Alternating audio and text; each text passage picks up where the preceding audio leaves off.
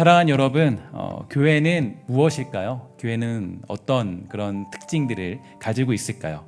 일단 교회는 유기체라는 면에서 보았을 때 이 그리스도의 몸이다라고 정의할 수가 있을 것입니다. 한쪽에서 문제가 생기면 다른 한쪽에 문제가 생기고, 또 한쪽에서 좋은 일이 생기면 다른 한쪽에서도 좋은 일이 생기는 것, 이것이 교회의 가장 본질적인 모습이죠. 그런데 교회는 또 다른 한 가지 측면을 가지고 있는데요, 바로 이 조직체라는 점입니다. 성경에서는 교회가 유기체이기 때문에 조직은 전혀 필요 없는 것이다 라는 식으로 가르치지 않았다는 겁니다.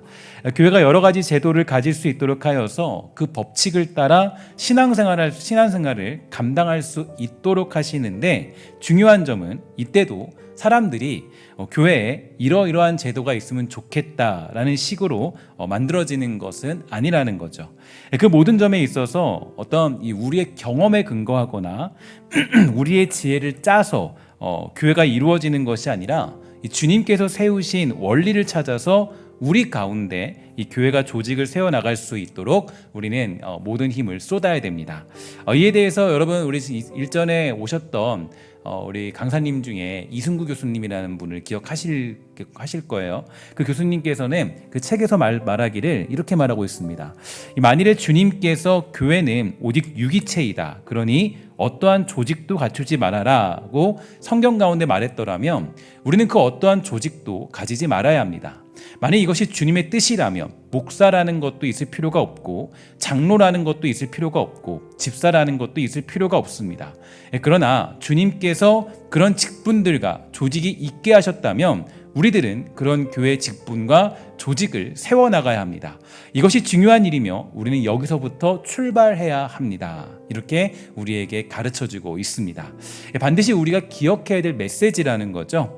교회는 유기체이면서 조직체이지만 중요한 것은 성경에서 어떻게 말하고 있느냐, 성경에서 그것을 지지하고 있느냐, 이것이 가장 중요하다라는 겁니다. 이에 대해서 그 책을 보면 한 사람의 예를 들고 있는데요, 그 일본의 우치무라 간조라고 하는 사람이 있는데, 이 사람은 하나님 말씀에 굉장히 정통한 사람이었고 그 말씀을 굉장히 존중하는 나름대로 이 해박한 그런 사람이었습니다. 그런데 여러분들이 다 느끼고 있는 것처럼 여러분, 그 교회 안에 들어가 보니까 사람들이 이 조직체를 만들어 놓고 막 싸우고 문제가 있는 것을 그 우치무라 간조라는 사람이 깨닫게 되죠. 그래서 이 사람은 이렇게 생각합니다. 그럼 교회 공동체 안에 조직체를 없애버리자. 목사도 없애고 장로도 없애고 집사도 없애고 순수하게 그냥 우리 성경 공부하면 되는 거 아니냐, 이렇게 생각을 하면서 소위 말해서 무교회주의를 펼치기 시작하죠. 이 말을 들으면 이 많은 사람들이 맞다, 굉장히 이상적인 생각이야 라고 생각할지도 모르겠어요. 이놈의 문제 있는 조직체 문제들 다 없애버리고 신앙생활을 열심히 하면 되지, 하나님만 잘 섬기면 되지, 이렇게 생각하지만 이때 우리가 생각해야 되는 것, 잊지 말아야 될 것은 과연 성경 가운데 우리에게 어떻게 하라고 했느냐라는 것이 우리의 표준이 되어야 한다는 거죠.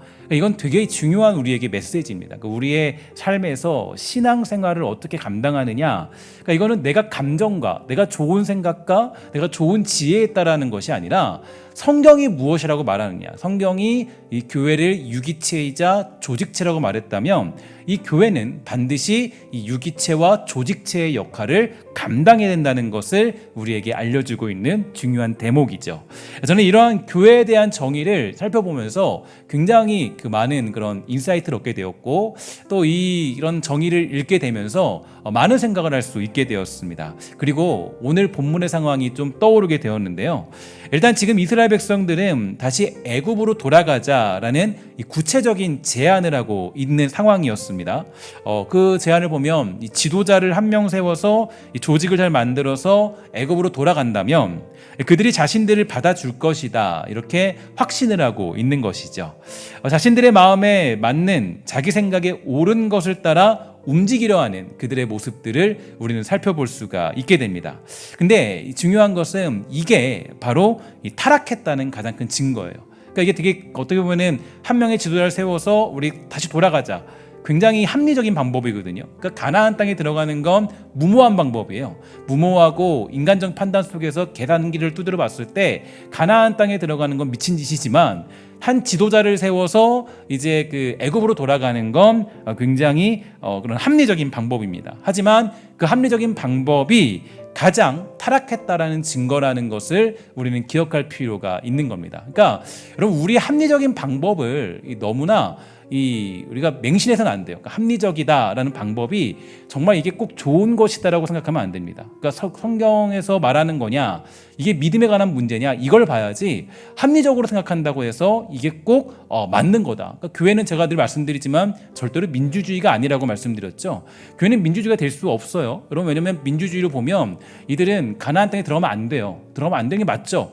어디로 가야 돼요? 애굽으로 돌아가는 게 맞아요. 그러니까 우리가 이런 것을 봤을 때 이 교회의 타락, 또 어떤 그리스도의 타락, 신앙의 타락은 어디 있냐면 이 자기 생각에 옳은 것, 내 마음에 합한 것을 따라 움직이려 하는 것입니다. 그러니까 어떤 윤리적인 문제가 있기 때문이 아니라, 도덕적으로 큰 문제를 나타내고 있기 때문이 아니라 자기 생각에 옳은 것을 쫓아 신앙생활을 하려고 하는 것, 이것보다 더 큰 타락의 증거는 없다라는 거죠. 이게 대부분 타락의 시작이에요. 타락의 시작은 내가 옳다고 생각하는 것, 내가 합리적이라고 생각하는 것, 바로 이게 가장 큰 타락의 증거가 됩니다. 그러한 예가 있죠. 바로 사사시대에 나타나고 있는데요. 잘 아는 것처럼 사사시대는 영적인 암흑기의 시대라고 우리가 평가하고 있습니다. 그 시대에 믿음의 영웅들이 많이 등장했지만 결국 매번 원점대로 그 돌아가는 사이클을 가지는 그런 이 패턴을 보여주고 있거든요.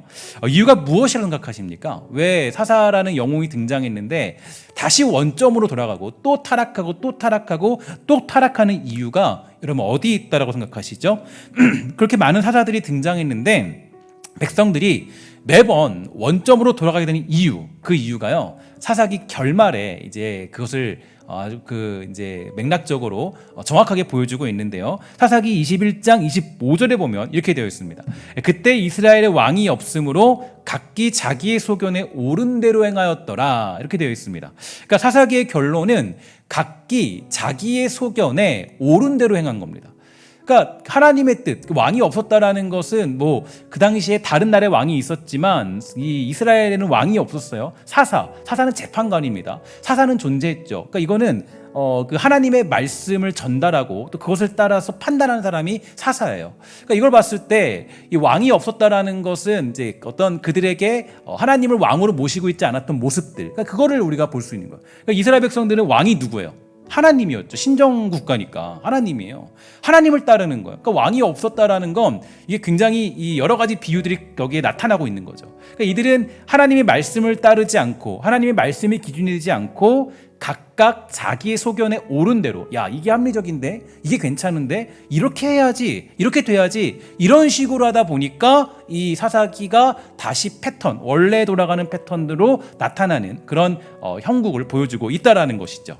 그러니까 하나님의 뜻과 그분의 명령이 우리의 삶과 우리의 신앙의 중심이 되어야 하는데, 이 자기 소견에 옳은 대로 행하는 이스라엘 백성들이야말로 이 타락한 모습의 전형이다라고 할 수가 있다라는 거죠. 하나님의 명령, 그것은 가나안 땅에 들어가라는 것이었지만 이스라엘 백성들은 자기 생각에 옳은 것을 택하려 하고 있습니다.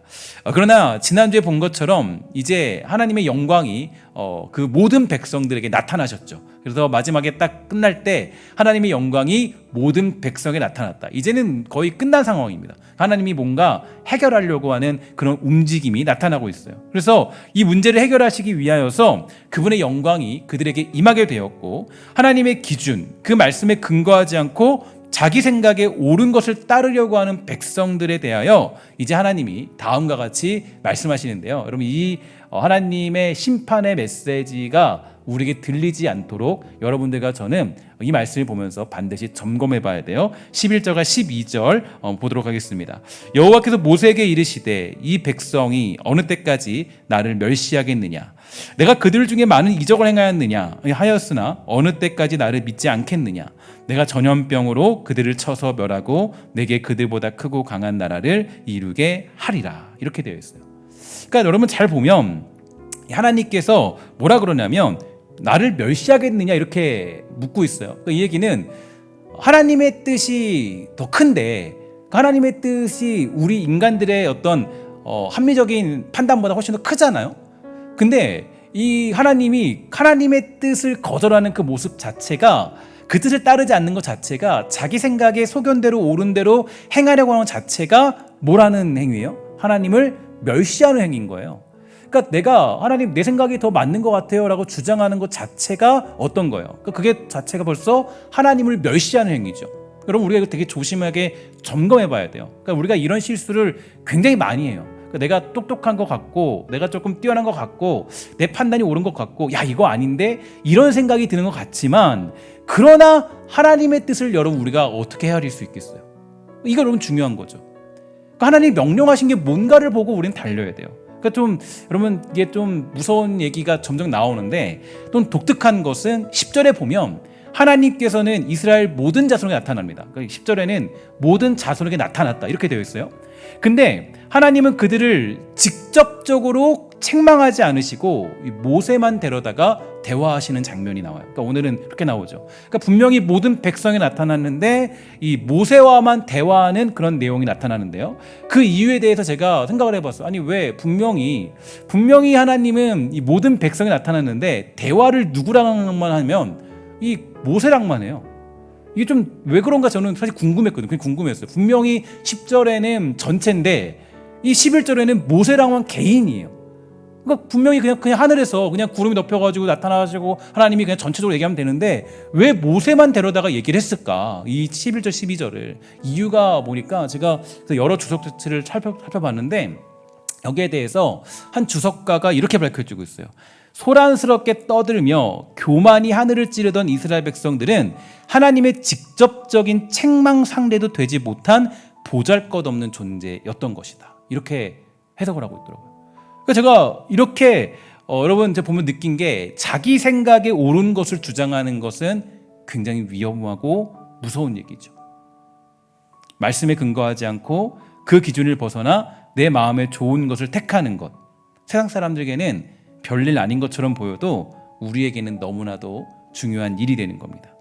하나님은 자기 마음대로 하거나 하는 존재들에 대하여서 이 상대할 가치를 느끼지 못하셨지만 오로지 모세만큼은 유일한 지도자다라고 여겼고 계시의 대언자로 여기셨다는 것을 우리는 볼 수가 있는 것입니다. 또한 11절에 의하면 어느 때까지라는 그런 말이 나오는데요. 이것은 이제 어느 한 시점으로부터 현재에 이르기까지 연속된 사건의 계속성을 강조하는 히브리 말로 사용되었습니다.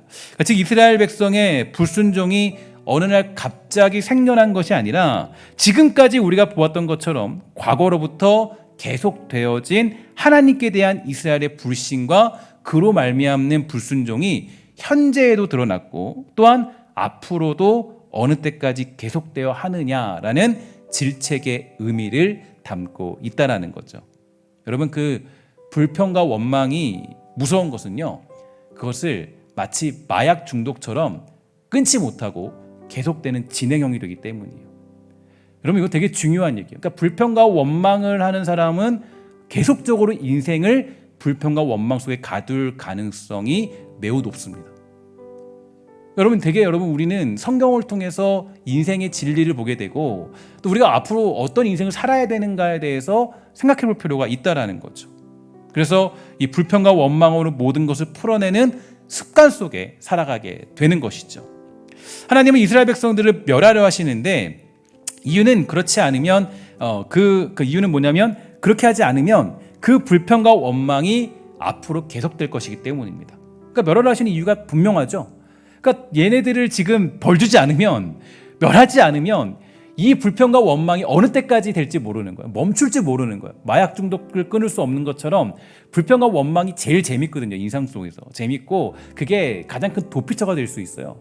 그러니까 이것을 언제까지 내가 들어야 되느냐. 내가 보니까 얘네들 멈출 수 없다.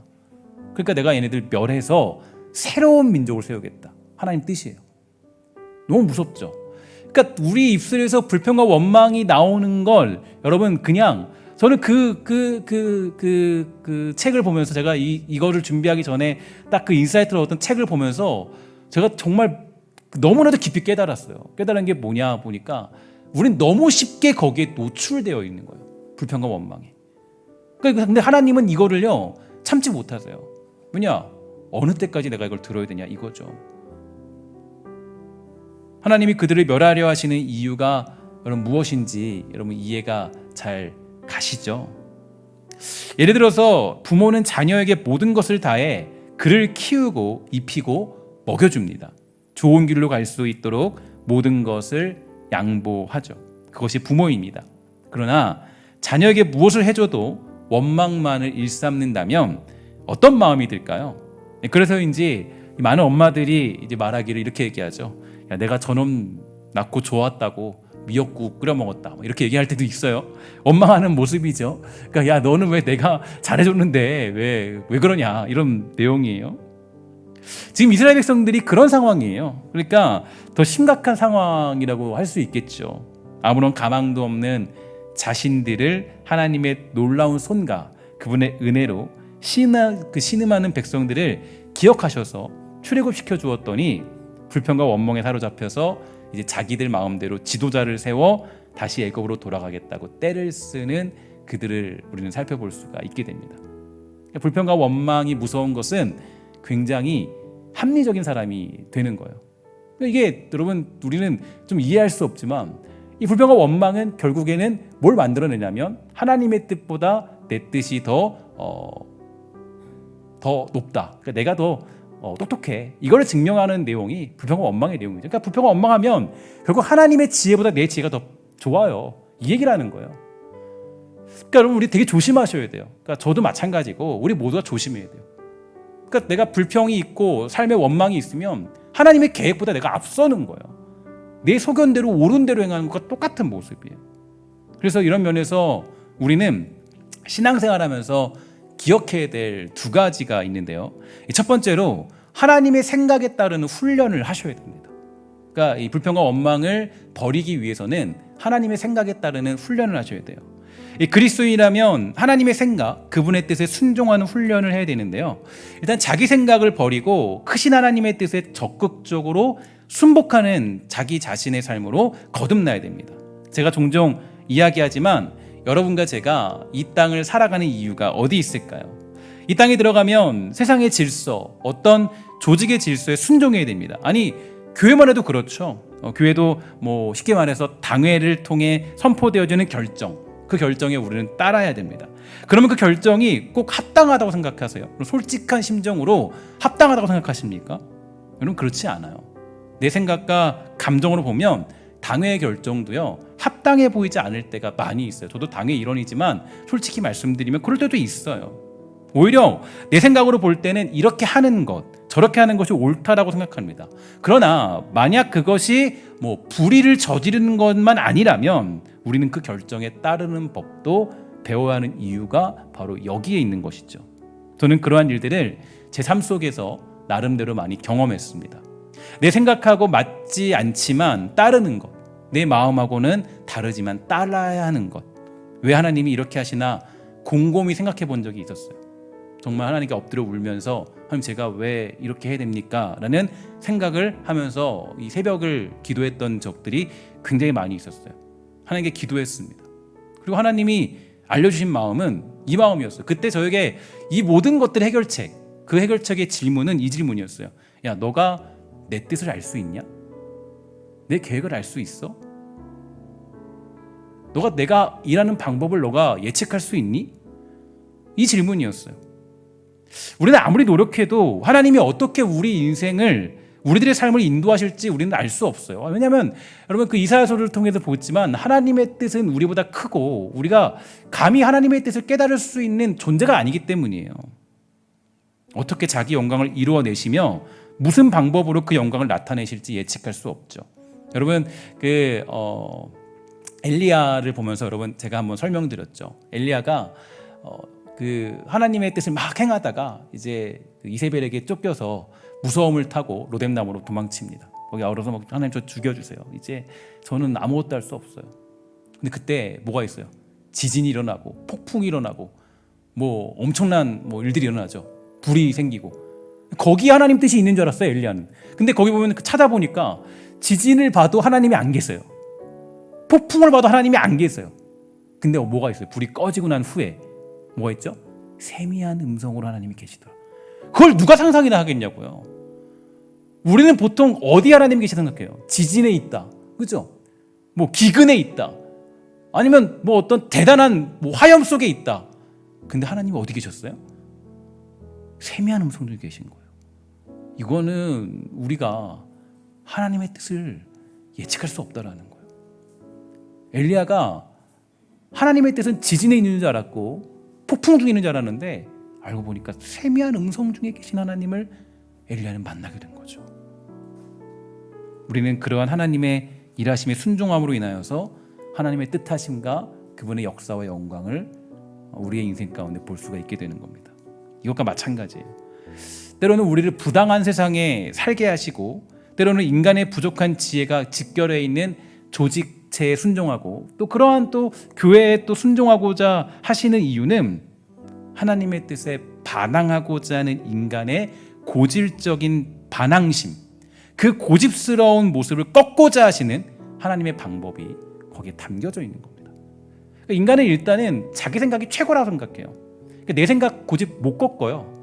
그러니까 여러분 고집이 내가 고집을 꺾지 못하는 거, 이게 우리 인간의 본성이에요. 본성이에요. 그러니까 끝까지 자기 생각을 하나님께 주장하는 그 완고함이 있거든요. 그러니까 그 완고함을 꺾고 크신 하나님의 뜻에 굴복하여 살아갈 수 있도록 하시기 위하여 하나님은 여러 가지 인생을 통하여 순종하게 하시고 따르게 하시며 반항적인 우리의 의지를 꺾는 것입니다. 그래서 여러분 제가 자주 말씀드려요. 에베소서에 나타난 영적 전쟁을 언급하기 전에 사도 바울은 이 부부끼리의 순종을 말하고요. 부부끼리 순종, 여러분 그 결혼 생활 해보셔서 알죠? 부부끼리 순종하는 게 제일 어렵잖아요. 그죠? 아내 말 따르는 게, 뭐, 이렇게 보면은 이제 뭐, 우리 그 속담으로 뭐가 있어. 뭐, 이렇게, 보면은, 속담은 아니지만, 아내 말 따르면 자다가도 뭐, 떡이 뭐 있다. 뭐 이런 식으로 얘기하는 거 있잖아요. 그 여러분, 근데 아내 말 따르는 게 제일 힘들잖아요. 남편이. 그죠? 그 아내도 마찬가지로 아내도 남편 말 따르는 게 제일 힘들어요. 근데 성경이 뭐라 그래요? 부부끼리 순종하라 그래요. 왜 순종해야 돼요? 순종의 이유가 뭐예요? 사랑하니까. 그거 사실 사랑으로 순종하는 건 사실 그거 얼마 못 가요. 아는 것처럼. 얼마 갑니까? 얼마 못 가요. 근데 왜 부부끼리 순종하라 그래요? 우리 안에 반항심이 있기 때문이에요. 우리 안에 고집이 있기 때문이에요. 하나님 뭐라 그래요? 부부끼리 순종해라. 그리고 또 뭐라 그래요? 부모와 자녀의 순종. 어렵죠? 서로 순종하기 너무 어렵죠? 근데 순종하라 그래요. 훈련이에요. 훈련. 그리고 너무 놀라운 순종. 종은 상전, 상전은 종에게. 서로 순종하는 걸 가르쳐요. 그러니까 사회에 나가서도 그것을 배우고 그렇게 살라는 거예요. 왜냐? 그걸 통해서 여러분들과 저의 안에 있는 그 고집 불통을 꺾어버리는 하나님의 뜻이 거기에 담겨졌기 때문이에요.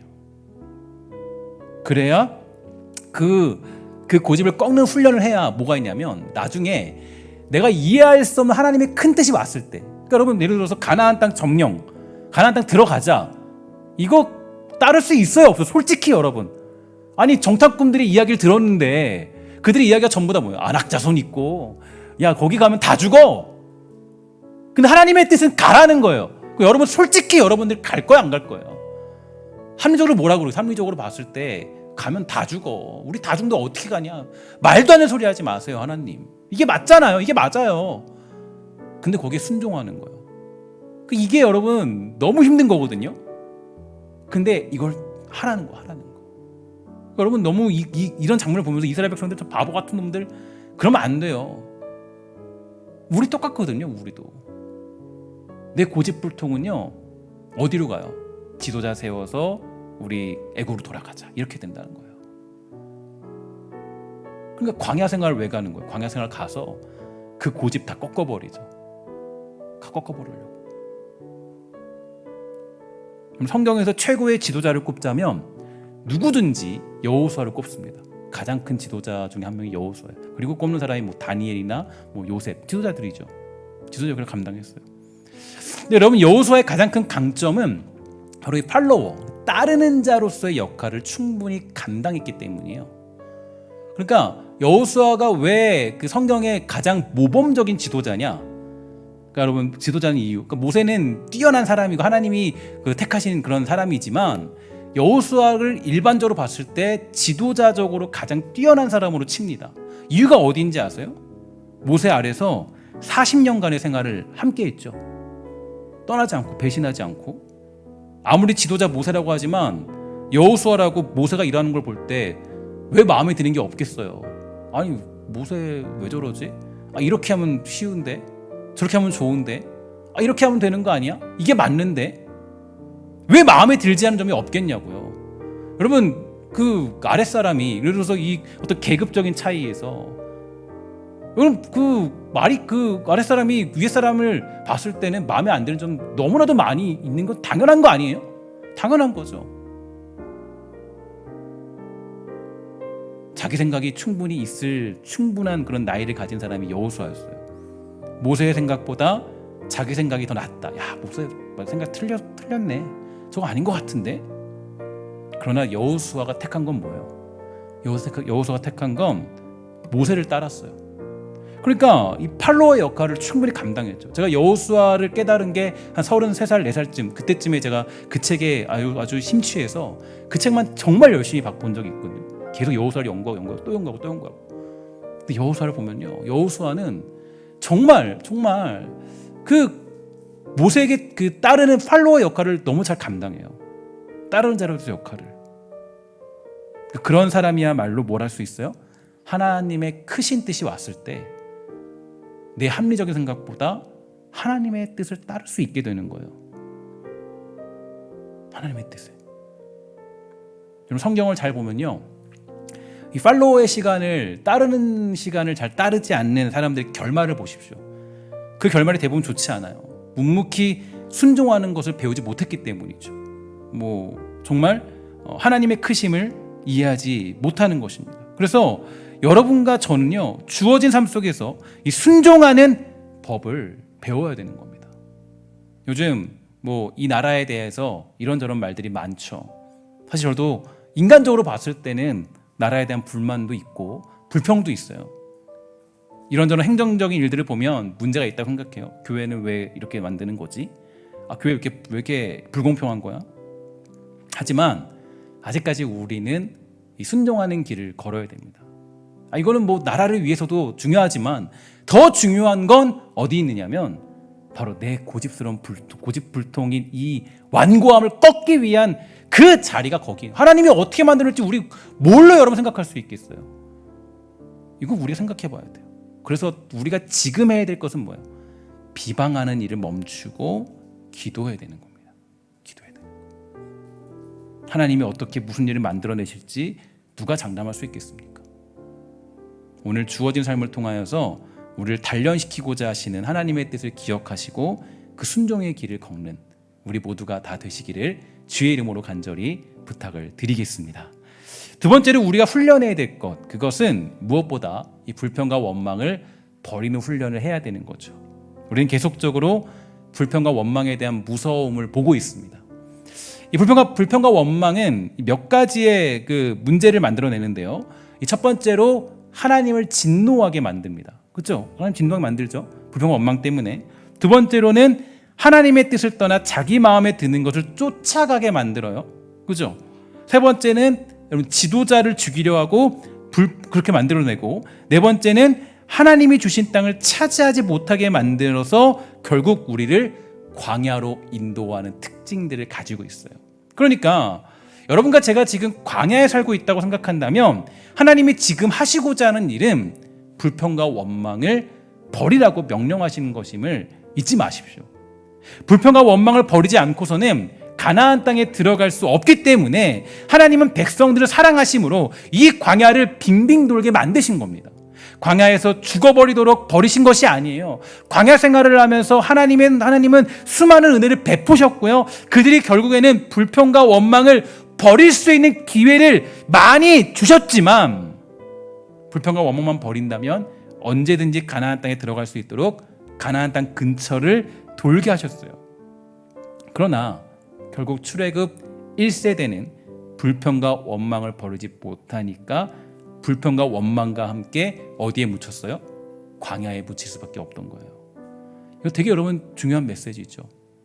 우리가 그걸 버리지 못하면 우리는 결코 가나안 땅에 들어갈 수 없어요.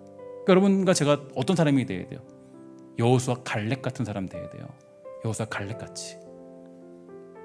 여호수아 갈렙도 충분히 불평과 원망을 주셨지만 그러지 않았어요. 여호수아 갈렙 같이 그런 사람 돼야 돼요. 그리고 2세대가 되어서야 가나안 땅에 들어가는 복을 누리게 되었는데, 이 갈렙과 여호수아가 가진 고백, 그리고 또 출애굽 2세대가 가졌던 그 고백, 1세대와 2세대의 다른 점은요, 제가 이번 연도 주제로도 말씀드리지만 바로 합심, 침묵, 순종, 이 원리입니다. 그러니까 불평과 원망이 어떻게 바뀌었냐면 이 합심, 침묵, 순종이라는 원리로 바뀌니까 어떻게 가게 돼요? 거기 가나안에 들어가게 되는 거예요. 이게 변화가 필요해요. 1세대에게는 합심하고 침묵하고 순종하는 원리가 없었지만 2세대는 합심, 침묵, 순종의 원리가 있었습니다. 그리고 결국 이스라엘 백성들은 가나안 땅을 차지하게 되는 놀라운 기적을 이룰 수가 있게 된 거죠. 그래서 우리는 지금부터 불평과 원망을 버리는 습관을 길러야 됩니다. 불평과 원망을 무엇으로 체인지하라고요?